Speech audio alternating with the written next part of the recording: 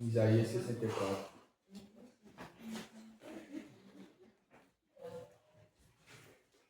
Fizéssemos essa oração juntos.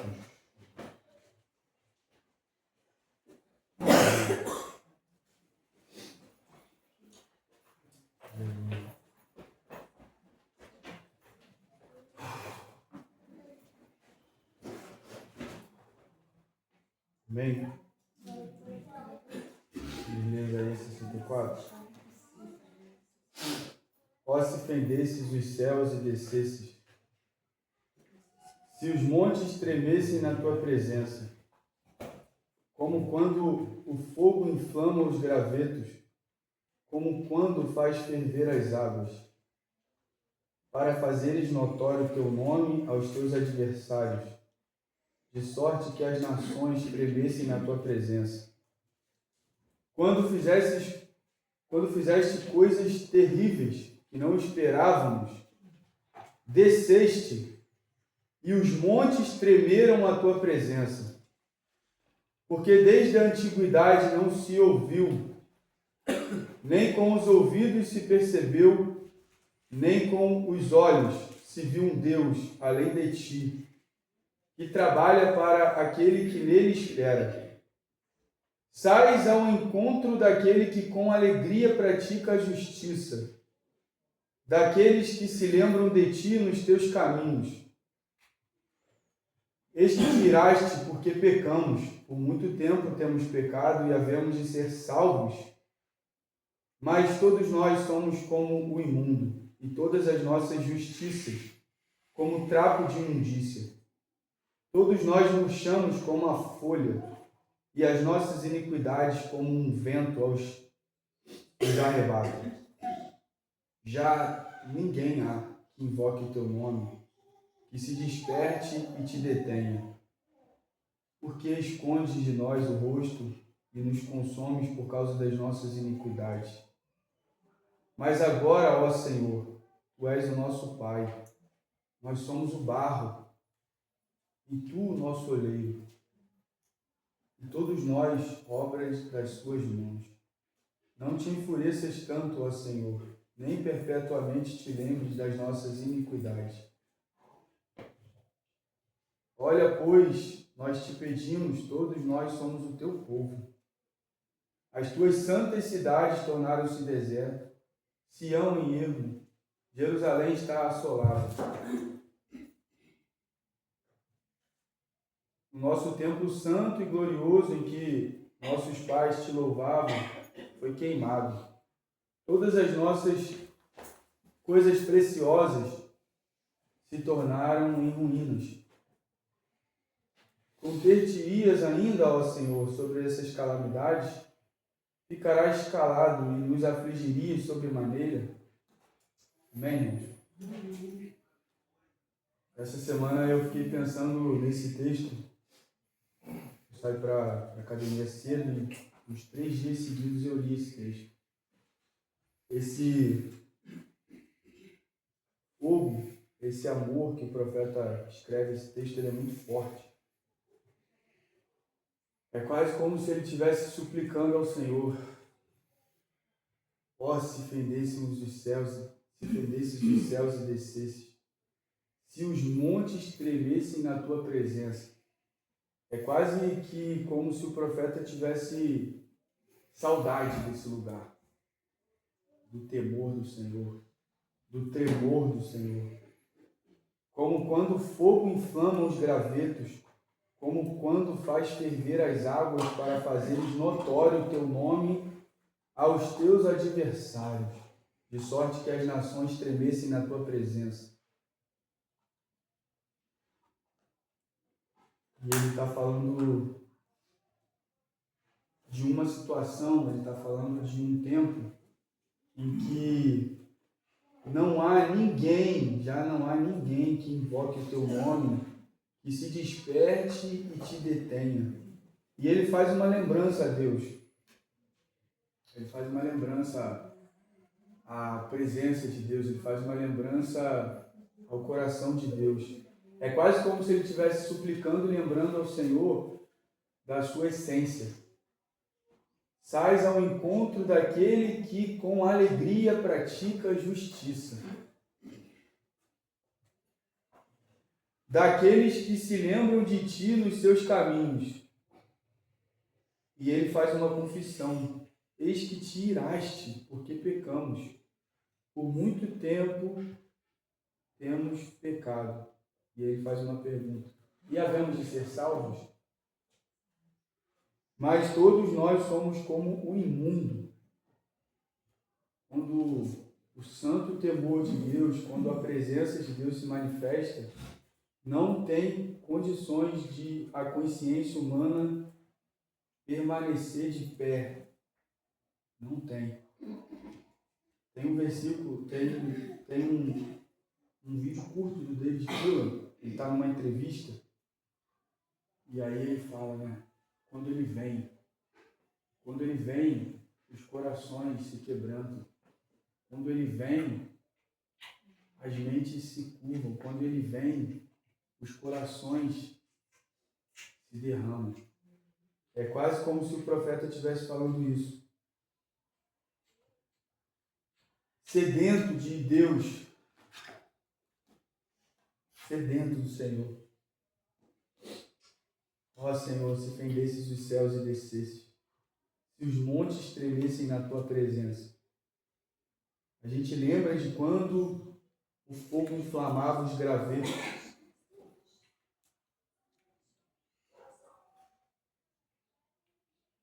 Mas agora, ó Senhor, tu és o nosso Pai, nós somos o barro. Olha que confissão poderosa. Meu Deus. Todos nós somos obras das suas mãos. Não te enfureças tanto, ó Senhor. Não te enfureças tanto. Essa semana, irmãos, eu me converti um pouquinho mais, sabe? Essa semana eu tive uma experiência com Deus sobre a minha casa. Essa semana eu me enxerguei aqui nesse lugar como um imundo em relação a amar minha casa, amar minha família, a ser presente, sabe? E essa palavra ela é muito poderosa. E nesse contexto de estar nesse lugar, eu queria que a gente conduzisse, né, conversasse hoje sobre a vida de Gideão. Acho que todo mundo conhece um pouco sobre Gideão, né? Como Gideão foi usado na época dos juízes para libertar o povo de Israel dos midianitas. Se eu não me engano, midianita foi aquele povo que se vestiu de saco e morava perto e fez uma aliança com Josué. Gibeonitas. Midianitas eram descendentes de Abraão. Era da descendência de Midian, então não deixa de ser esse povo, né? Não, era um irmão. Era um irmão. E esse povo, a gente estava falando sobre a condição da semente, né, na escola. Israel vivia um momento que o profeta Isaías também estava ali escrevendo, Isaías 64. Não há ninguém que invoque o nome do Senhor, o profeta está dizendo ali. Em Juízes 6, Israel está num momento de falta de referência, falta de Deus mesmo, sabe? Essa história é muito forte, esse acontecimento é muito forte. É um dos momentos que Israel viveu de mais opressão. Se formos comparar os 40 anos no Egito, que o povo passou no deserto, e os 400 no Egito, esse também foi um dos períodos mais sombrios de Israel. Em Juízes 6, eu vou ler o texto aqui.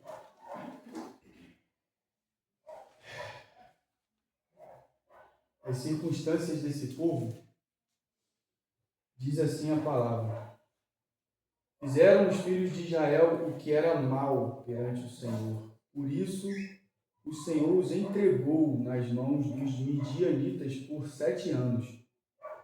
Prevalecendo o domínio dos midianitas sobre Israel, fizeram estes para si, por causa dos midianitas, as covas que estão nos montes, e as cavernas e as fortificações.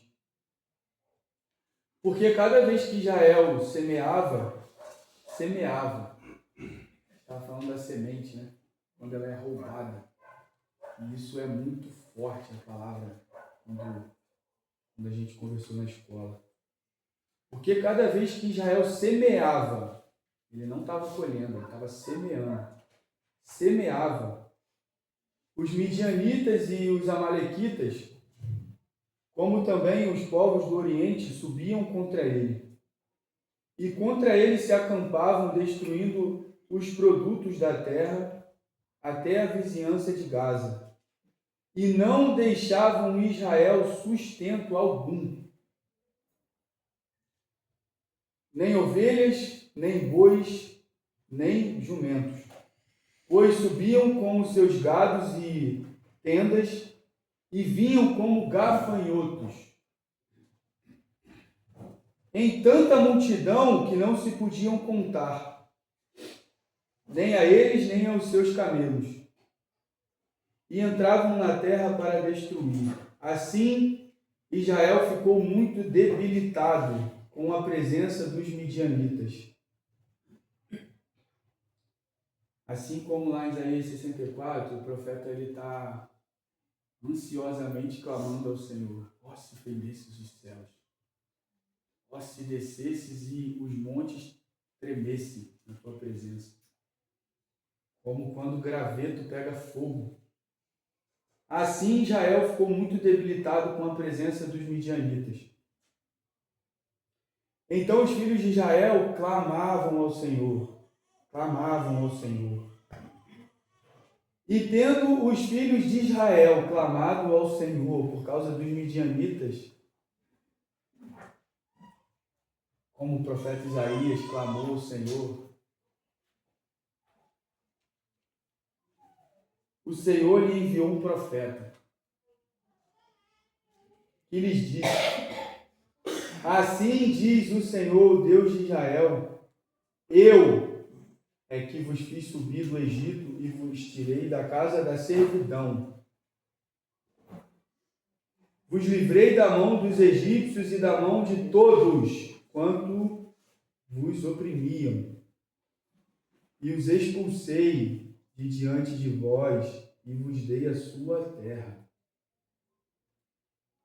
Lembra, irmãos, que a gente estava falando na escola sobre a semente ser roubada, sobre a gente reter a semente? Aqui era o que estava acontecendo na terra. O povo de Israel não conseguia nem semear. O inimigo vinha como gafanhoto e roubavam as sementes, os gados, as tendas. E o povo de Israel, isso eu nunca tinha lido, a condição de escravidão, de servidão que o povo estava vivendo, escondido dentro de cavernas, dentro de covas, a ponto do povo se oprimir de tal maneira, de tal modo, com tamanho medo, que ele estava se escondendo em lugar de morte, em cova, fazendo casa em cova, dentro de covas, dentro de cavernas, dentro dos montes. 7 anos vivendo isso, irmãos. 7 anos. Todos os anos, no tempo da semeadura, o inimigo vinha de tamanho e quantidade e roubavam todas as sementes. Israel não conseguia, e era estratégico isso, né? Eles não esperavam nem Israel semear. Eles tomavam as sementes. E disse o Senhor: eu sou o Senhor vosso Deus. Vocês clamaram a mim, né? Então eu sou o Senhor vosso Deus. Eu vos livrei da mão dos egípcios e da mão de todos quantos vos oprimiam, e os expulsei de diante de vós e vos dei a sua terra. E disse, eu sou o Senhor vosso Deus. Não temais os deuses dos amorreus, em cuja terra habitais. Contudo, não destes ouvidos à minha voz. Então essa era a condição do povo. Vivendo uma condição de sequidão completa. Então veio o anjo do Senhor e assentou-se debaixo do carvalho, que está em Ofra, que pertence a Joás, a Biesrita. E Gideão, seu filho, estava malhando o trigo no lagar, lugar de uva, né? Lugar de prensa da uva, para pôr a salvo dos midianitas. Aqui, eles estavam tão oprimidos e as sementes que eles conseguiam salvar, fazer o pão, para conseguir ter o sustento, estava sendo malhada dentro de um lugar de escuridão, dentro de um lugar escondido. Fabricação de vinho, eu já vi uma vez na TV, ela era feita dentro de cavernas, dentro de lugares escuros, prensado, né? E aí o vinho corria ali, as cavernas, os caminhos, passavam pelo processo de fermentação. E Gideão estava ali escondido, malhando o trigo. E veio o anjo do Senhor e assentou-se debaixo do carvalho. Então o anjo do Senhor lhe apareceu e lhe disse, o Senhor é contigo, homem valente. Que homem valente é esse que estava escondido dentro do malhar lá? Que homem valente é esse que estava oprimido, acovardado? Não era essa a visão que ele tinha sobre ele, né? Um homem medroso que estava malhando o trigo escondido e que se enxergava o menor de todos. E Deus chama pela identidade que ele tinha para esse homem. E eu percebi essa semana Deus me chamando de homem valente. Deus afirmando sobre mim a minha identidade. Aonde eu me via como imundo, onde eu me via como um trapo de imundícia, como Gideão se enxergava aqui, irmãos. Respondeu Gideão, ai, Senhor meu, se o Senhor é conosco, por que então nos sobreveio tudo isso? E que é feito de todas as suas maravilhas que os nossos pais nos contaram, dizendo, não nos fez o Senhor subir do Egito? Porém agora, Senhor, nos desamparou e nos entregou na mão dos midianitas.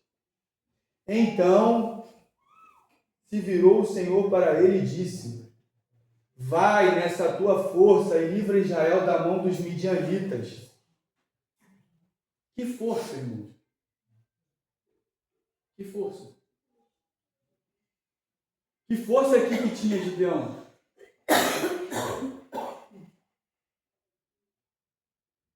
Não te enviei eu? E ele me disse, ai, Senhor meu, com que livrarei eu Israel? Eis que minha família é a mais pobre em Manassés, e eu, o menor da casa do meu pai. Irmãos, o anjo do Senhor fala para ele assim, o Senhor é contigo, homem valente. Eu não estava enxergando valentia nenhuma naquela hora. Naquela hora, se eu estivesse ali, eu estava me cagando de medo.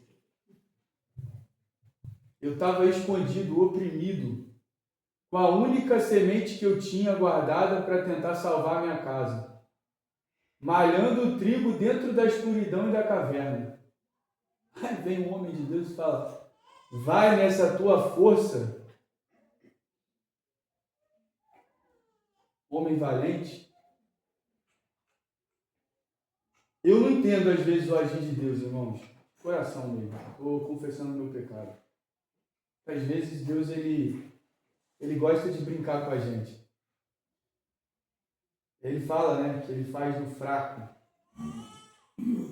ele faz do pobre, né, sentar na mesa com o príncipe. Eu não entendo isso.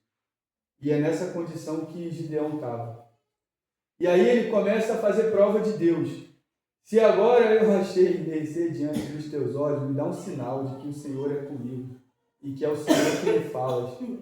Eu te rogo que não te apartes até que eu volte e traga minha oferta. Que oferta? O que ele tinha para entregar a Deus? Eu não sei.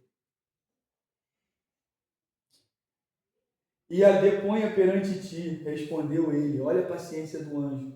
Esperarei até que volte. Entrou Gideão e preparou um cabrito e todos os asmos de uma efa de farinha, carne, e pôs num cesto e o caldo numa panela e trouxe até debaixo do carvalho e o apresentou. Porém, o anjo do Senhor lhe disse: toma a carne e os bolos asmos e põe-nos sobre esta penha e derrama-lhes por cima o caldo. E assim o fez. Estendeu o anjo do Senhor a ponta do cajado que trazia na mão e tocou a carne e os bolos asmos. Então subiu o fogo da penha e consumiu a carne e os bolos. Lembra da oração do profeta? Ah, Senhor, se fendesses os céus e descesses. Se os gravetos pegassem fogo, lambessem e a água fervesse. É quase como que uma prova dessa oração que o anjo do Senhor toca ali e prova o seu poder e diz: estendeu o anjo do Senhor a ponta do cajado que trazia na mão e tocou a carne. E o anjo do Senhor desapareceu. Viu Gideão que era o anjo do Senhor e disse: ai de mim, Senhor Deus, pois vi o anjo do Senhor face a face.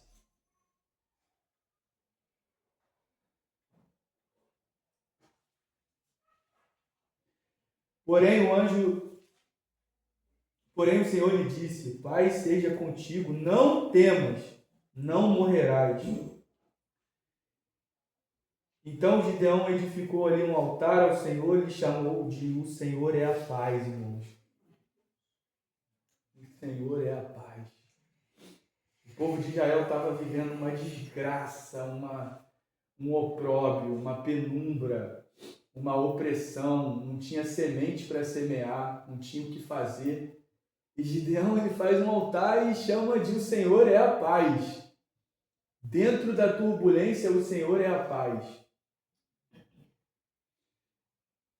Ele era quase que um morto-vivo, mas ele consegue adorar o Senhor ali.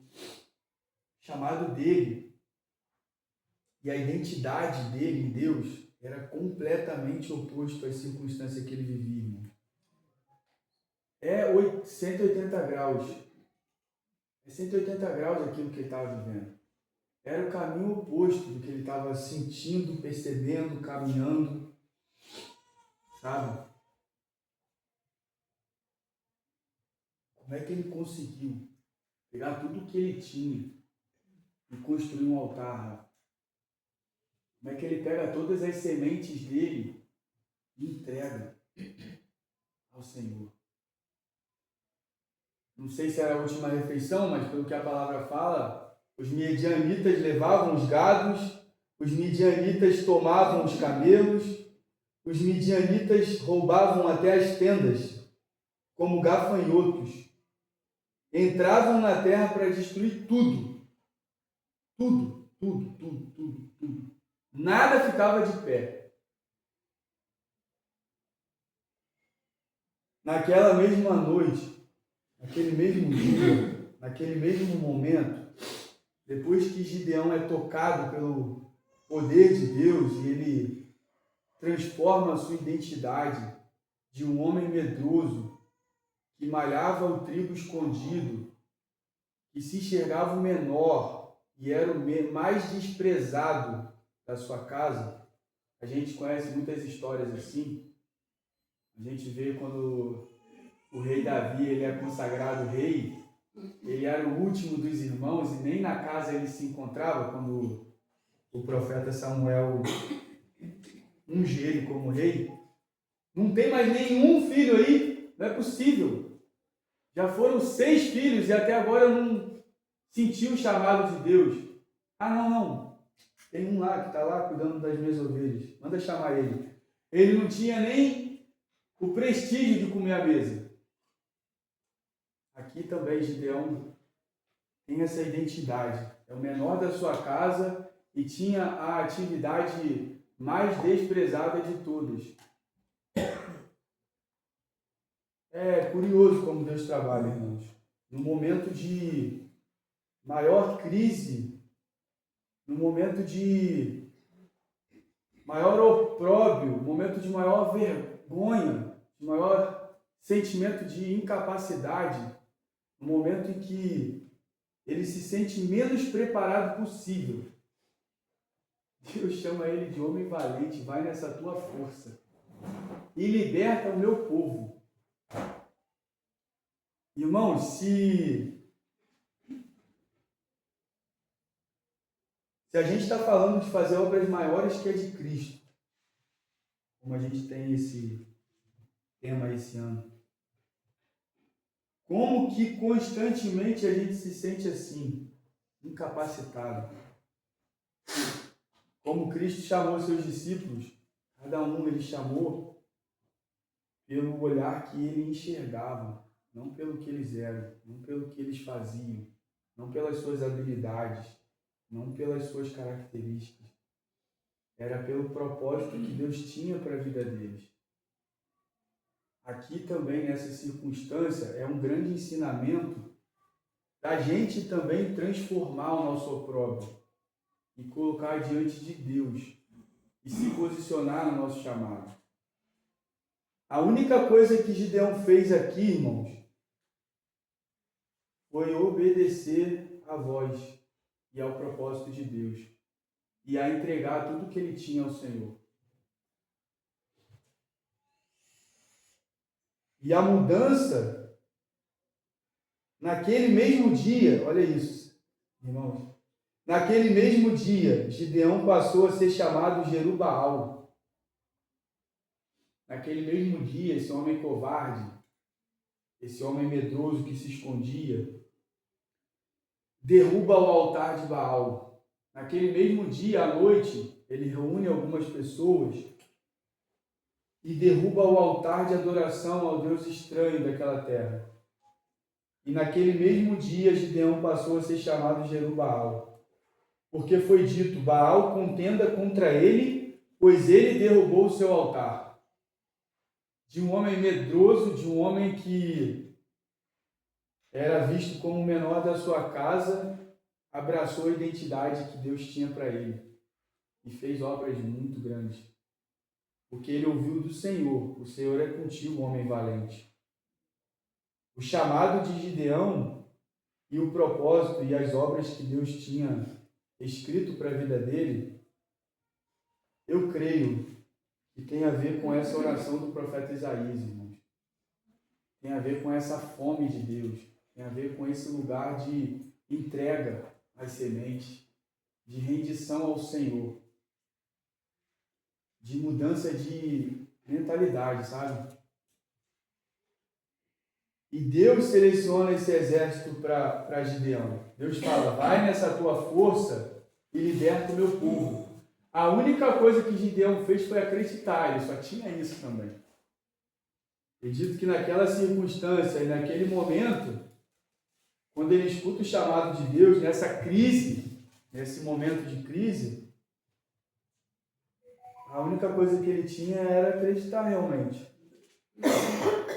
E Deus ainda faz mais, ele fala: ainda há povo demais, faze-os descer as águas e ali eu provarei esse povo.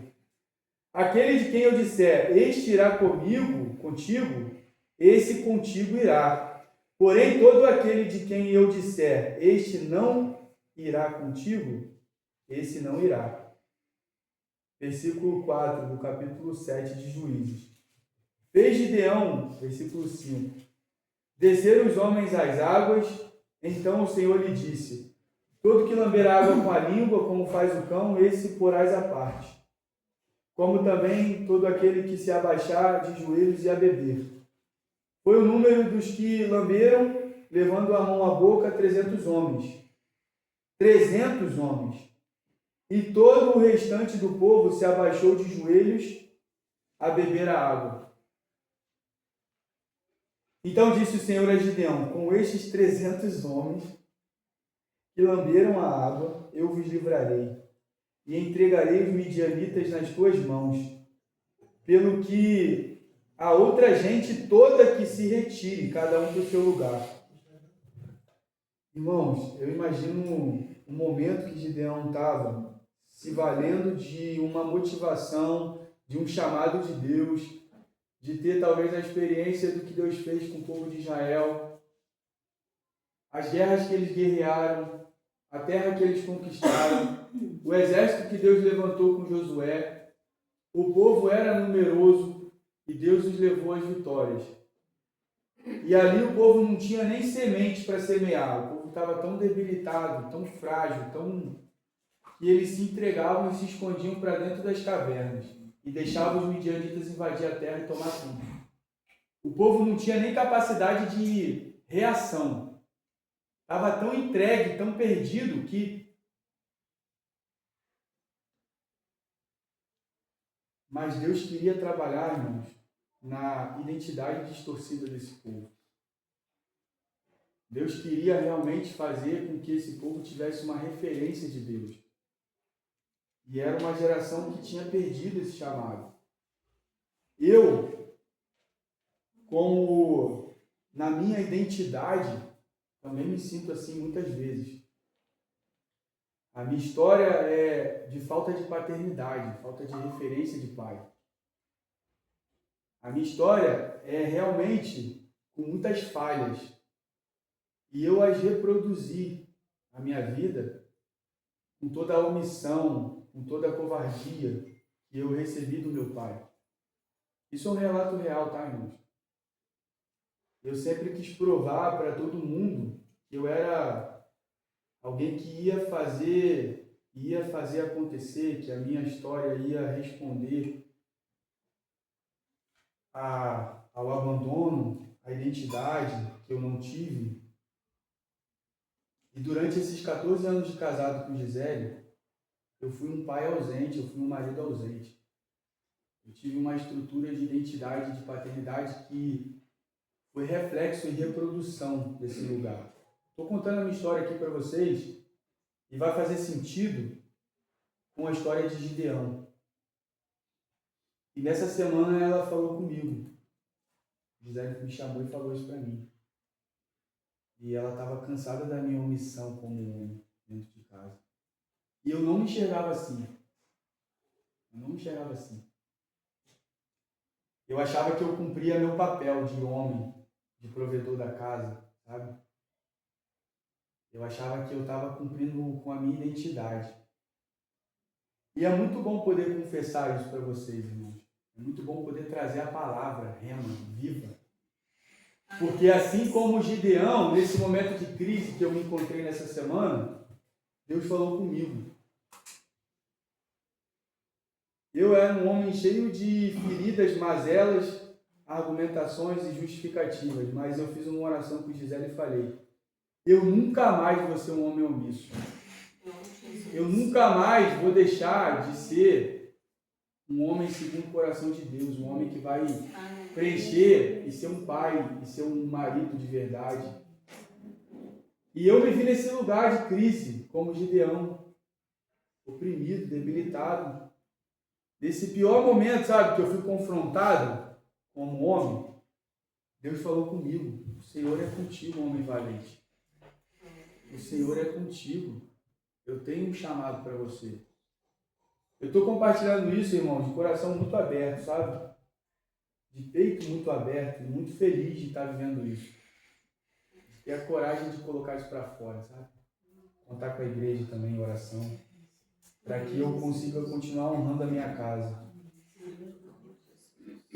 E aqui, essa história, quando Gideão ele entende o seu chamado, quando ele realmente reconhece o favor de Deus, quando ele vê que não é sobre a quantidade de pessoas que estavam à volta dele, mas é sobre o plano que Deus tinha para esse povo, é sobre seguir o plano que Deus tem para a gente, não é sobre as nossas habilidades, não é sobre as nossas valências, não é sobre o quanto a gente é bom, mas é sobre Deus. Por isso eu comecei essa oração do profeta Isaías, irmão, dependente totalmente de Deus, sabe? Se o Senhor vir, se o Senhor estiver, como Deus está mostrando aqui, a gente vai terminar essa história. E é um convite, eu estou fazendo um convite a vocês, que Jesus convidou, né? Vinde a mim todos os que estão cansados e sobrecarregados. Mas ele convida só os que de fato confessam que estão cansados e sobrecarregados. Os que não se confessam já são sãs, não precisam de médico. Como Gideão confessou: ah, Senhor, eu sou o menor da minha casa, eu não sou ninguém. Imagina se Gideão ali olhasse para o homem de Deus e falasse: é isso, Deus me chamou para esse lugar de ser grande, de ser poderoso, de ser uma referência para esse povo. Com a minha força eu estou indo para libertar esse povo. Ele estava ferrado, irmão. Ele confessou, sabe? Ele confessou a sua miséria e entregou a sua semente ao Senhor. Ele colocou no altar diante de Deus tudo que ele tinha. Ele conseguiu reconhecer no Senhor. E ele deixou com que Deus conduzisse a guerra. Ele simplesmente entregou no altar. E aí no altar e na força de Deus, entendendo que Deus primeiro mexe na nossa identidade, nas nossas máscaras, sabe, irmãos? Na nossa força. Eu me achando lá, o provedor na casa, estava abandonando minha família, irmãos. E eu quero carregar essa pedra no meu pescoço pro resto da minha vida. Eu vou falar sobre identidade de homens o resto da minha vida. Eu tomei como responsabilidade. Eu posso tropeçar, irmãos, mas vocês nunca mais vão me ver pregando sobre outra coisa. A minha mensagem vai ser sobre honrar a minha família. E vai ser sobre lembrar que eu era um homem covarde, medroso, escondido no meu orgulho, escondido no meu ego, escondido nas minhas mazelas, escondido nas minhas dores, lambendo minhas feridas e tentando provar para o mundo quão forte e poderoso eu era.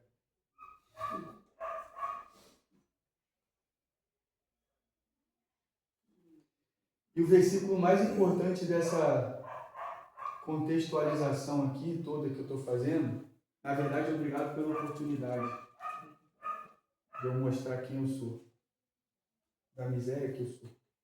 Obrigado pela oportunidade hoje, irmãos, por vocês me ouvirem.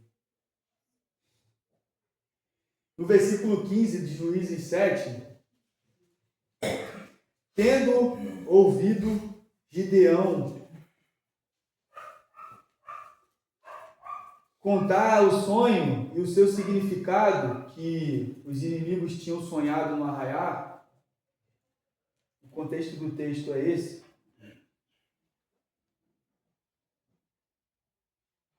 Tornou a adorar ao Senhor.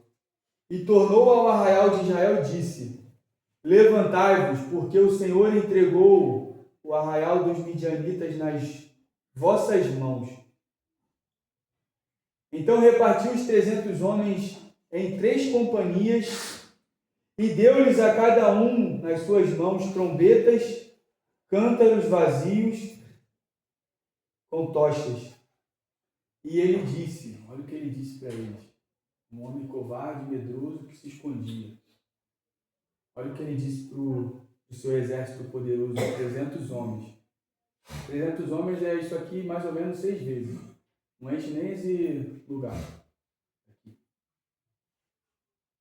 E disse-lhes: olhai para mim e fazei como eu fizer. Aqui, Gideão tinha se posicionado na sua identidade com convicção, com certeza de quem ele era, com propósito em Deus de quem ele era, com chamado em Deus de quem ele era, e já reproduzia essa convicção para os seus irmãos. Ele está dizendo: olha para mim e faz como eu faço. Sede meus imitadores como eu sou de Cristo. Andem nessa penumbra. Rasguem os vossos corações e não as vossas vestes, e fazei como eu faço. Irmãos, eu sinto fortemente, convictamente, um chamado a esse lugar. E nós confessarmos os nossos pecados uns aos outros e sermos salvos, sabe?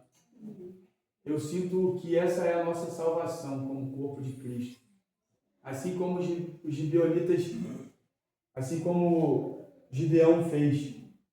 Confessou a sua fraqueza, a sua mazela, confessou o seu lugar de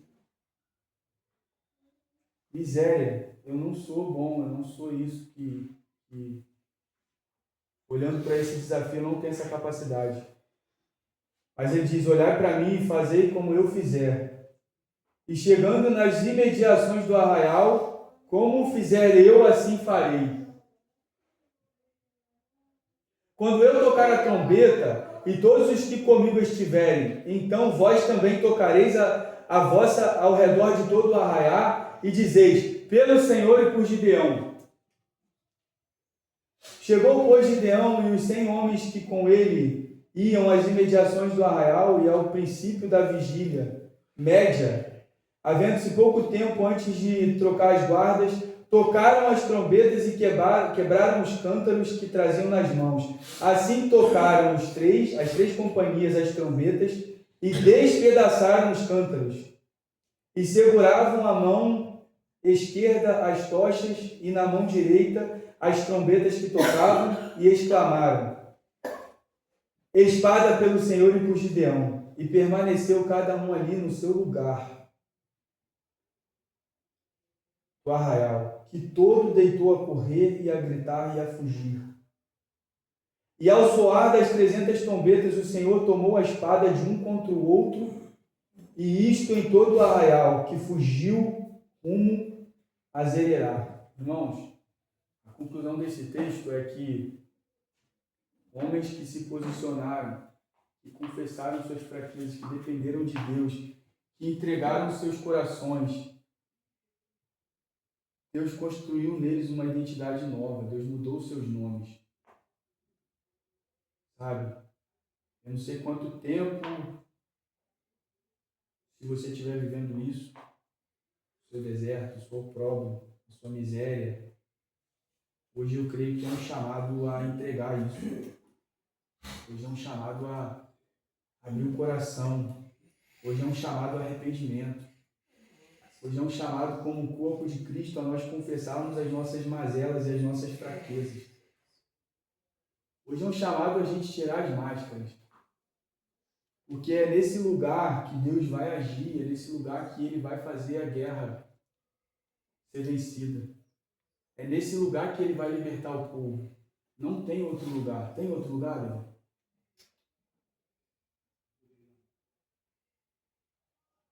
Não tem outro lugar, irmãos. Não tem outro lugar. Se a gente não tiver um tempo de confissão, de arrependimento, de reconhecimento de quem a gente é. Eu poderia, como muitas vezes eu fiz, me esconder dentro dos meus argumentos de omissão, de covardia, de não dar a devida honra e importância que a minha esposa merece, e dizer: pô, mas eu tô cansado, cara, eu cheguei do trabalho cansado. E aí Deus me mostrou quem eu era. Deus me mostrou que eu era igual ao meu pai. Um homem covarde. Que me abandonou e que antes de me abandonar já me abandonavam. Antes de sair fisicamente de casa, fazia exatamente o que eu fazia. Chegava do trabalho cansado, se trancava no quarto para descansar. E deixava tudo nas costas da minha mãe.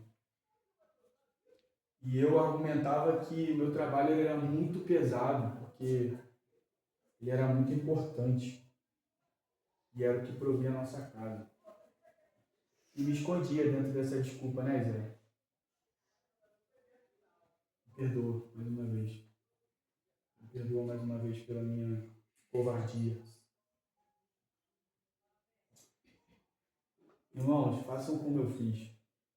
Façam como Gideão fez para o seu exército. Façam como eu fizer. Esse é o caminho de libertação. Esse é o caminho de vida. Esse é o caminho de vitória. Esse é o caminho de verdade. Isso liberta. Aleluia. E Jesus chamou, venha a mim os cansados. Venham os que confessam estar cansados. Venham os que confessam ser grosso, ignorante, e colocam a culpa no estresse. Venha a mim os que estão se escondendo na avareza, dizendo que não podem dar o dízimo porque estão com dívida.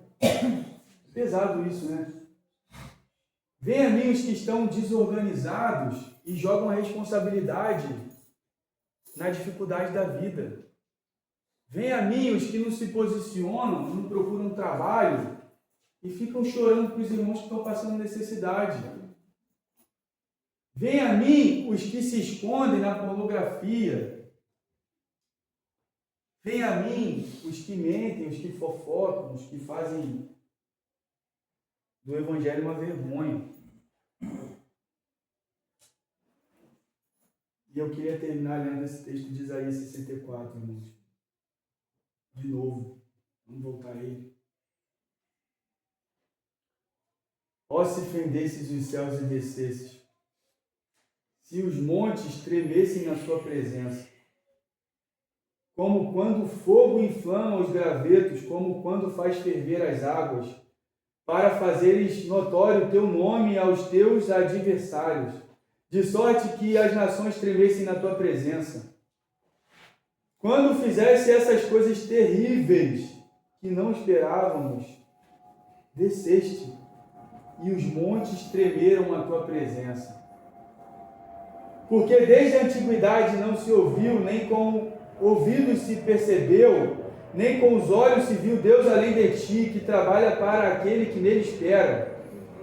O Senhor sai ao encontro daquele que com alegria pratica a justiça, daqueles que se lembram de ti nos seus caminhos.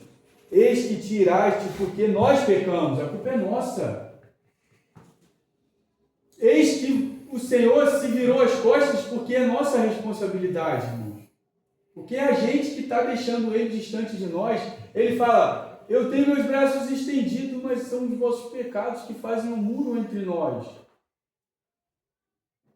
A sua falta de comprometimento de estar no corpo, a sua falta de comprometimento de estar na escola, a sua falta de comprometimento de participar de uma célula, a sua falta de comprometimento com o corpo para que ele consiga crescer, você faz falta.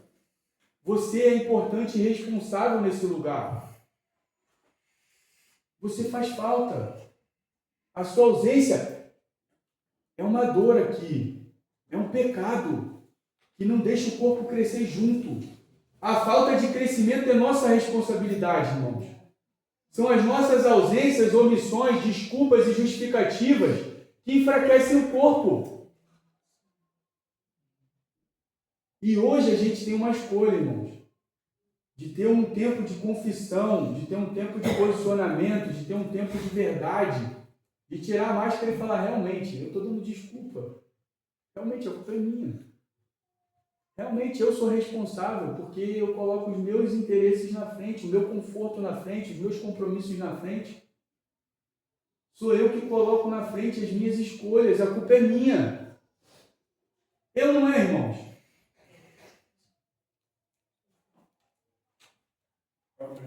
Eu sei que isso é forte, irmãos.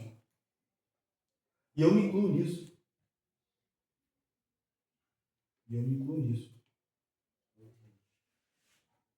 Mas todos nós somos como um imundo, e todas as nossas justiças como trapo de imundícia. Todos nós murchamos como a folha, e as nossas iniquidades como um vento nos arrebatam. Já ninguém há que invoque o teu nome, que se desperte e te detenha.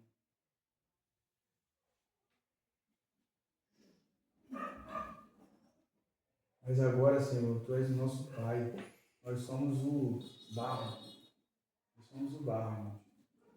E Tu o olheiro. E todos nós obras das Tuas mãos. Não te enfureças tanto, Senhor.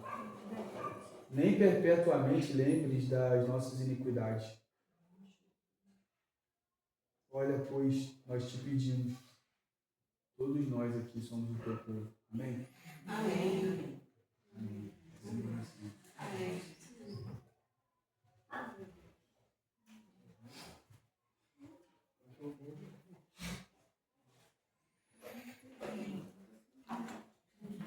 Não sei.